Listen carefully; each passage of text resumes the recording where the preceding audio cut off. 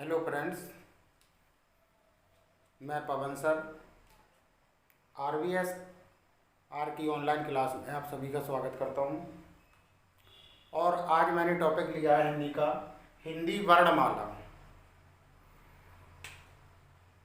ये एक ऐसा टॉपिक है, कोई भी क्लास हो सभी क्लासों के लिए बहुत ही इम्पोर्टेंट है।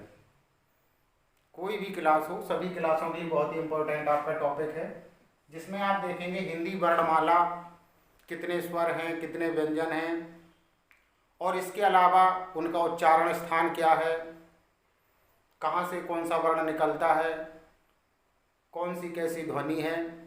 तो सबसे पहले आप जानेंगे इसमें हिंदी वर्णमाला के अंतर्गत पहले एक ऐसा आपका टॉपिक क्लियर करवा दूंगा। जैसे आपने सुना होगा वर्ण और अक्षर, हालांकि भाषाविद जो हैं उनके हिसाब से दोनों अलग अलग हैं, लेकिन हम छोटी क्लासों में इस चीज़ का बिल्कुल ध्यान नहीं देते हैं। तो आपने देखा कि वर्ण और अक्षर, हालांकि उसी को वर्णमाला भी बोलते हैं, अक्षरमाला भी कह सकते हैं। तो वर्ण और अक्षर में क्या अंतर है? तो वर्ण जो है और अक्षर, इसमें मात्र थोड़ा सा अंतर है। जैसे वर्ण क्या होता है, जैसे आपने लिखा का, खा, गा, अक्षर में भी यही लिख सकते हैं का, खा, गा। क्लियर हो गया इतना?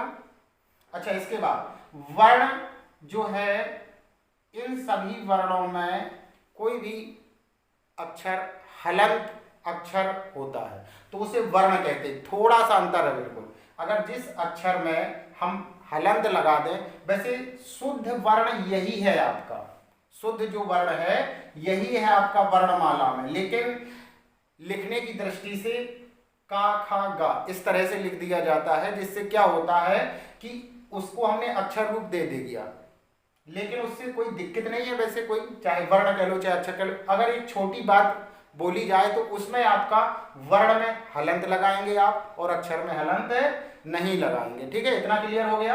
अच्छा, इसके बाद अब हमको देखना है हिंदी वर्णमाला। तो हिंदी वर्णमाला में क्या होता है, ये जो हमारी हिंदी भाषा है ये देवनागरी लिपि से ली गई है। और इसके बाद में आप देखेंगे कि जो हिंदी वर्णमाला है, तो हिंदी वर्णमाला में, हिंदी जो वर्णमाला है आपकी, इसमें उच्चारण की दृष्टि से, किस दृष्टि से? हिंदी वर्णमाला में उच्चारण की दृष्टि से, याद रखिएगा, उच्चारण की दृष्टि से, उच्चारण की दृष्टि से 45 यानी कि 45 वर्ण होते हैं, अक्षर कह सकते हैं। कितने अक्षर होते हैं? 45। लेकिन सामान्य तौर पर क्या करते हैं कि इसमें 52 यानी कि 52 अक्षर जो है, इनकी इतनी काउंटिंग होती है। अभी आपको क्लियर कराया जाएगा कि 45 वर्ण कौन से हैं और कितने वर्ण और आ गए जिससे 52 हम गिनती उसकी करते हैं। तो टोटल वर्ण आपके कितने होते हैं? 45।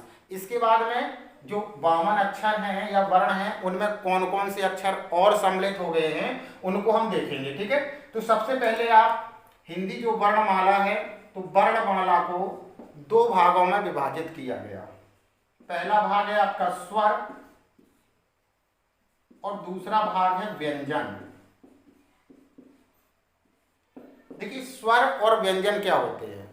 स्वर में क्या होता है कि जिसमें हमें किसी भी अदर यानी कि दूसरे वर्ण की हमें सहायता ना लेनी पड़े बोलने में, तो उसे हम स्वर कहते हैं।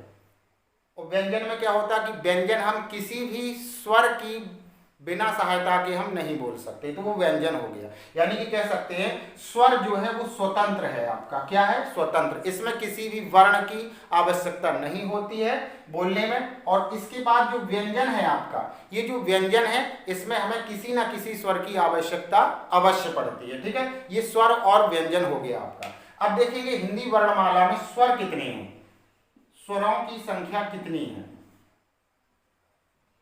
स्वरों की संख्या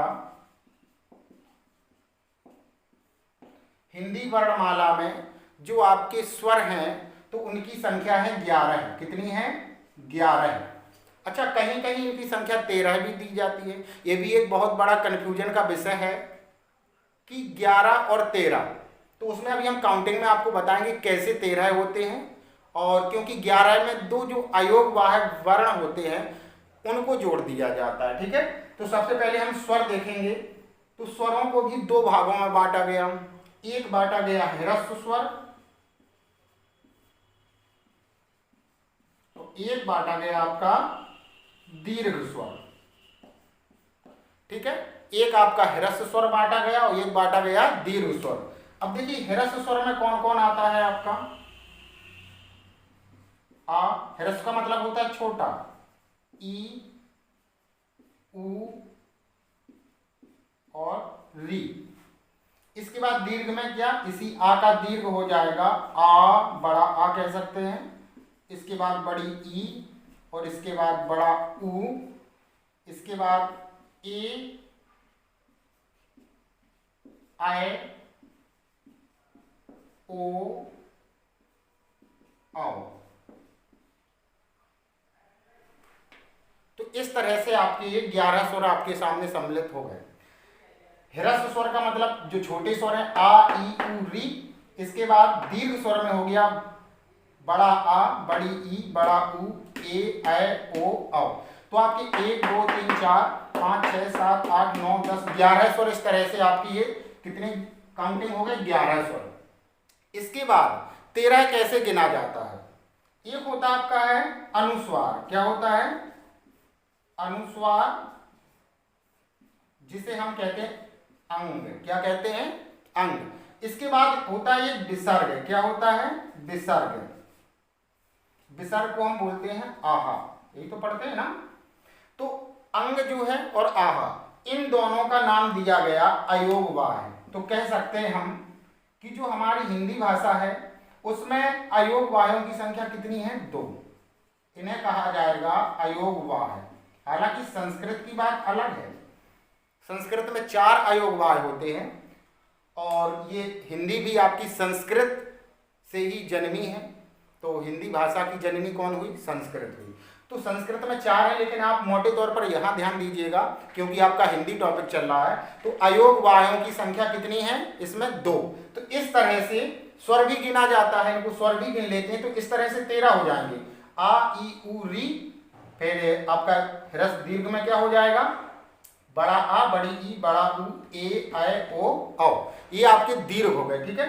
अच्छा, आप क्या कर सकते हैं कि इसका स्क्रीनशॉट ले लीजिए, तब तक मैं इसको मैट दूं।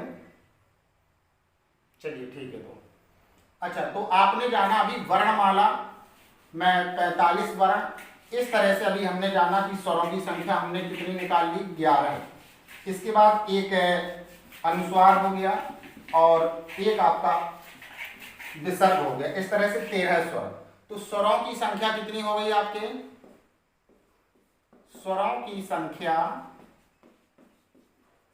जो है वो आपकी 11 प्लस 2, यानी कि 11 धन 2। तो 13 आपकी संख्या ये हो गई आपकी, ठीक है। इसके बाद आप देखेंगे व्यंजन। देखिए व्यंजनों का भी बंटवारा किया गया। जिस तरह से स्वर को बांटा गया ह्रस्व और दीर्घ, और संस्कृत की बात करें तो उसमें एक तीसरा विभाजन भी हो जाता है प्लुत। लेकिन इसमें आपका हिंदी में 2 ही विभाजन है स्वरों का, एक ह्रस्व स्वर और एक है दीर्घ स्वर, ठीक है। तो आप देखेंगे आपका सबसे पहले व्यंजन। तो व्यंजनों की संख्या जो आपकी है, कितने व्यंजन हैं, व्यंजनों को कैसे बांटा गया है। तो सबसे पहले हम देखेंगे व्यंजनों को। पहला इसका भाग किया गया स्पर्श व्यंजन। क्या किया गया, स्पर्श व्यंजन। तो स्पर्श व्यंजन में एक सूत्र आता है का दयो मां बसाना, यानी का से मां तक। का से मां तक आपके स्पर्श व्यंजन होते हैं, का से मां तक। क्लियर हो गया, का से मां तक ये आपके क्या होते हैं, स्पर्श व्यंजन होते हैं। अब स्पर्श व्यंजनों को भी क्या किया गया कि 5 वर्गों में बांट दिया। कितने वर्गों में विभाजित किया गया, 5 वर्गों में। तो आपका इसका स्पर्श व्यंजन का पहला वर्ग बनाया उन्होंने का वर्ग। क्या बनाया, का वर्ग। तो इसमें आएंगे आपके का, खा, गा, घा, इंगा। ठीक है। इसके बाद प्रत्येक वर्ग में 5-5 वर्ण लिए गए। इसके बाद चा वर्ग, टा वर्ग, ता वर्ग, पा वर्ग। इस तरह से 5 वर्गों में आपको स्पर्श व्यंजनों को बांट दिया गया। ठीक है। ये 3rd नंबर हो गया, ये 4th हो गया, ये 5th हो गया। तो कितने वर्गों में बांटा गया? 5 वर्गों में। तो का से मा तक जो है वो आपके स्पर्श व्यंजन है। कौन से व्यंजन है? स्पर्श व्यंजन। तो आपने देखा का वर्ग में आया का, खा, गा, घा, इंगा। अब इसके बाद चा वर्ग में चा,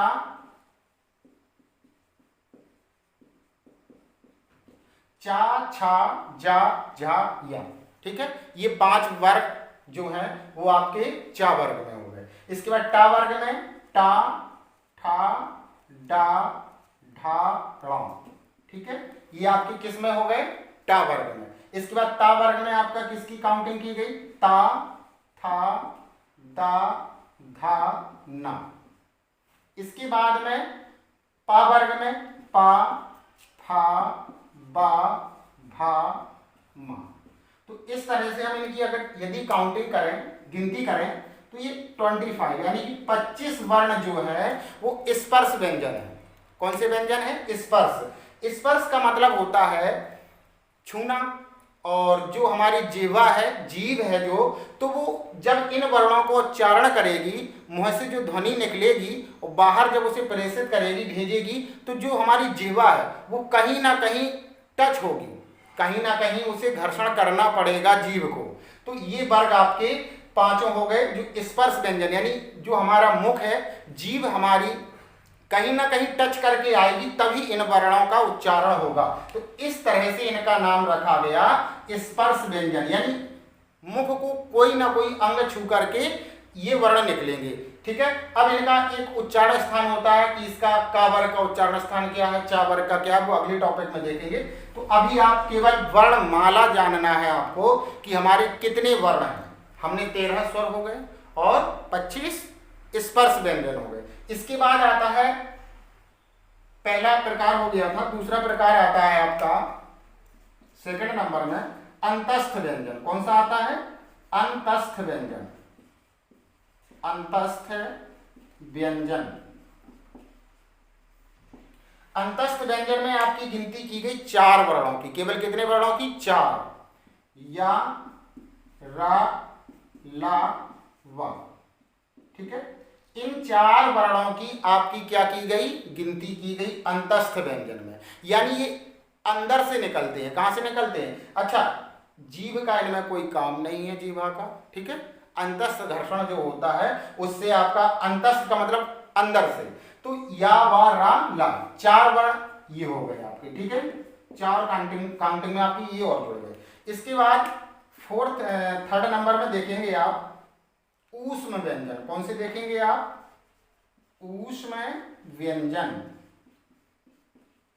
ऊष्म व्यंजन का मतलब होता है जिन वर्णों को उच्चारण करते समय हमारे शरीर से, मुख से अधिक ऊष्मा की आवश्यकता पड़े, उन्हें हम ऊष्म व्यंजन कहते हैं। तो ऊष्म व्यंजन में आपका तीनों सा, शा, शा, शा और हा, ये 4 वर्ण इसमें काउंटिंग हो गए आपके ऊष्म व्यंजन में। किसमें?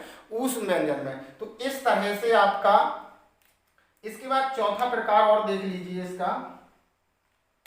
चौथे प्रकार में आपका देखिए, अगर हम काउंटिंग करेंगे इनकी, तो चौथा प्रकार होता है उत्क्षिप्त व्यंजन। उत्क्षिप्त, उत्क्षिप्त व्यंजन।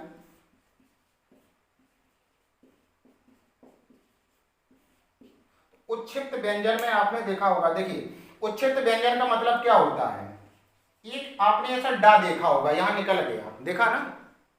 कुछ लोग क्या होते हैं, इसी को इंगा मान लेते हैं, लेकिन इंगा में आपने देखा कि यहां बिंदी होती है, लेकिन इसमें कहां होगी? नीचे। इसके बाद ढा, जो हम ढा बनाते हैं, ढा ढक्कन का पढ़ते हैं, तो ये जो ढा बना हुआ है इसमें नीचे बिंदी रखेंगे हम यहाँ पर, ठीक है। तो ये उच्छिष्ट व्यंजन हो गए। तो इस तरह से आप काउंटिंग कर सकते हैं कि कितने टोटल व्यंजन यानी कुल मिलाकर के कितने व्यंजन हो गए आपके। तो व्यंजनों की संख्या आपकी देखिए 25, 4 29, 29 और 4 33, 33 और 2 35, कितना हो गया 35। 35 के बाद आपके स्वर मिला लीजिए इसमें, ठीक है। 35 के बाद 36, 37, 38 और 10 कितना हो गया आपका 48, ठीक है। तो इस तरह से आपने व्यंजनों की संख्या देखी कि हमारे व्यंजन कितने हैं। इसके बाद 5वें नंबर का प्रकार आप देखेंगे इसमें, जिन्हें हम संयुक्त व्यंजन कह लो या मिश्रित व्यंजन कह लीजिए, ठीक है। यानी आपके पास अभी तक संख्या वर्णमाला में 48 हो चुकी है, ठीक है। अब लास्ट जो आपका बंटवारा बचा हुआ है उसे हम कहते हैं संयुक्त व्यंजन कह लीजिए, संयुक्त व्यंजन, या फिर इसी को हम कह सकते हैं मिश्रित व्यंजन। क्या कहते हैं मिश्रित। तो मिश्रित और संयुक्त इसका मतलब होता है मिले हुए, यानी कि दो वर्णों को मिलाकर के जो बना है। जैसे अगर जो स्वर का बंटवारा देखा था तो उसमें भी 4 स्वर ऐसे हैं जो मिश्रित स्वर होते हैं, ए ऐ ओ औ, ये भी मिश्रित स्वर है क्योंकि दो स्वरों को मिलाकर के इन स्वरों की रचना हुई है। इसी तरह से संयुक्त व्यंजन जो होते हैं आपने पढ़ा होगा, पढ़ते हो छा छत्री का, त्रा त्रिशूल का, ज्ञा ज्ञानी का, एक आपने ऐसा श्री श्रा बनाते हो ना, तो ये आपका जो है ये आपका क्या हो गया मिश्रित हो गए। तो आपके 48 ये थे और 4 और ये काउंटिंग में कर लीजिए, तो कितनी संख्या हो गई टोटल मिला करके 48 प्लस 4 कीजिए तो आपका 52। यही मैंने आपको शुरू में बताया था कि जो हिंदी वर्णमाला में आपके कितने वर्ण हैं टोटल 52। तो इस तरह से देखिए, अब हम जो साधारणतः वर्णमाला पढ़ते हैं उसमें आप क्या कर देते हैं, एक तो स्वर में री छोड़ देते हैं, क्या कर देते हैं री छोड़ते हैं, इसके बाद में 2 उच्छिष्ट व्यंजन छोड़ देते हैं और एक ये छोड़ देते हैं श्री, ठीक है।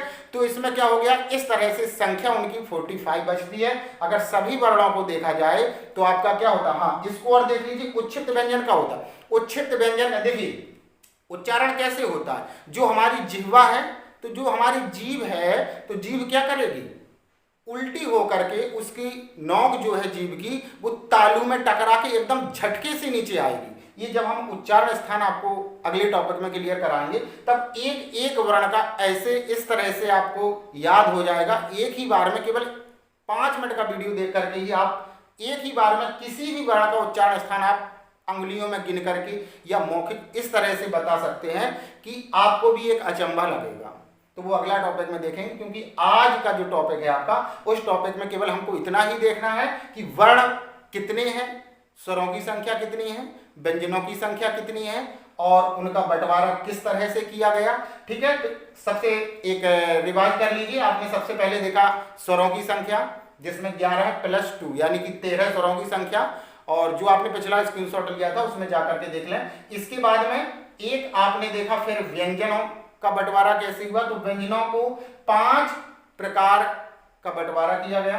नंबर फर्स्ट आपका स्पर्श व्यंजन। स्पर्श व्यंजन में क्या होता है, का दयो मा बसाना, का से लेकर के माँ तक के जो भी व्यंजन आते हैं वो सब किस में कहलाएंगे, स्पर्श में, क्योंकि इनका उच्चारण स्थान जो होता है कहीं ना कहीं टच होकर के निकलता है, ठीक है। इसके बाद अंतस्थ व्यंजन या रा ला वा, और उसके बाद ऊष्म व्यंजन सा सा सा हा, तीनों सा और हा, ये ऊष्मा।